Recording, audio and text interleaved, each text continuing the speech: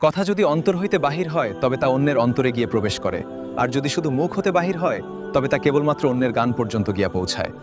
যে ব্যক্তি দুনিয়ার লোভ লালসা হইতে উধের্ব উঠিতে সমর্থ হইয়াছেন তাহাকে অবশ্যই ভালোবাসিও, কেননা এ ধরনের লোকই তোমাদিগকে প্রকৃত জ্ঞানের সন্ধান দিতে পারেন। যে বন্ধু মানুষকে কল্যাণের প্রতি উৎসাহিত করে এবং অন্যায় অনাচার হইতে দূরে সরিয়ে রাখে, উহাকেই কেবল সুস্থ মস্তিষ্কের মানুষ বলা যেতে পারে।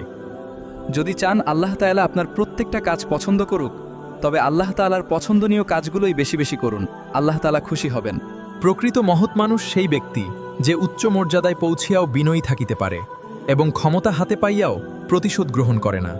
তুমি যখন কোনো দুর্বলের ওপর হাত উঠাও তখন এই কথা ভুলিয়া যাও কেন যে সেই মানুষটিকে সৃষ্টি করিয়াছেন তিনি তোমার থেকে অনেক বেশি ক্ষমতার অধিকারী। মানুষের সীমাহীন দোষ থাকিতে পারে, তবে যদি একটা গুণ কাহারও মধ্যে থাকে তবে এর দ্বারা সমস্ত দোষ চাপা পড়িয়া যায়। সেই গুণটি হইল জবানের উপর পূর্ণ নিয়ন্ত্রণ রাখা। আমাদের নবীর পরে আর কোনো নবী দুনিয়াতে আসবেন না। বর্তমানে যারা নবী দাবি করে তারা হচ্ছে কাফের। স্পষ্টভাবে বলতে হবে তারা কাফের। দুনিয়া এতটুকু অর্জন করো যতটুকু তোমার প্রয়োজন। আল্লাহকে ভুলে গিয়ে দুনিয়া অর্জনে কোনো কাজে আসবে না। আল্লাহকে স্মরণ রাখি দুনিয়া ও আখেরাত অর্জন করা। অনেক সময় আমরা এমন বস্তুর জন্য মরিয়া হইয়া উঠি যা আমাদের প্রয়োজনীয় নয়, আবার অনেক সময় আমরা হাতের কাছে পরম সম্পদ রাখিয়াও তার কথা ভুলিয়া যাই। আমরা আমাদের নবীকে সবচেয়ে বেশি ভালোবাসি, যিনি আখিরি নবী, যাকে বলা হয়েছে ওয়ামা আরসালনাকা ইল্লা রাহমাতাল লিল আলামিন। আমরা বারবার দেখছি কিছুদিন পর পর তারা যেন কিভাবে এসে আল্লাহ নবীর শানে কটূক্তি করে, নবীকে নিয়ে অশ্লীল ভাষায় গালিগালাজ করে, নবীর শানে কটূক্তি করে। এই আন্দোলন, এই সংগ্রাম করতে গিয়ে আপনিও মানুষ স্পিকার দেখেছেন, রাস্তাঘাটে আন্দোলন করতে গিয়ে কত মানুষ মৃত্যুবরণ করেছে। যদি একবার বাংলাদেশের আইনে, কারণ মুসলমান যদি আমাদের বাংলাদেশের পার্সেন্টেজ অনুযায়ী আমাদের অবশ্যই মুসলমানদের সংখ্যা অনেক বেশি।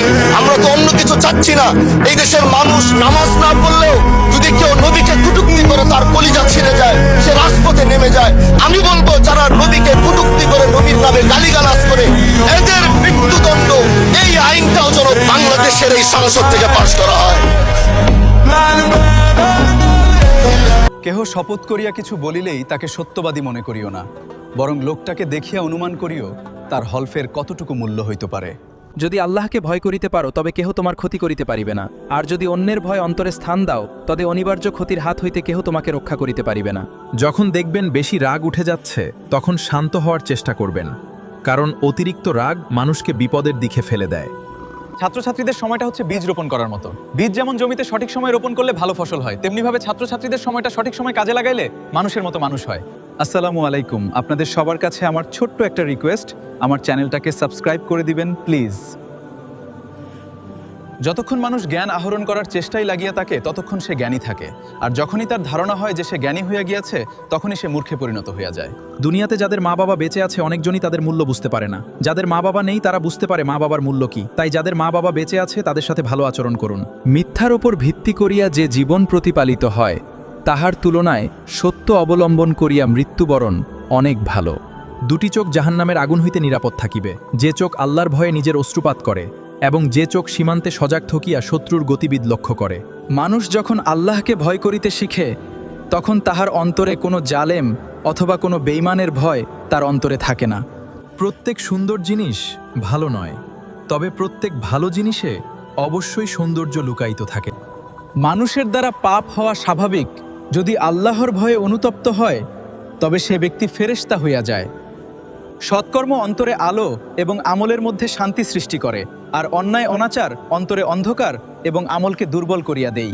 পৃথিবীতে যার মা বাবা বেঁচে আছে তাদেরকে বলছি, কখনো মা বাবার অবাধ্য হয় না।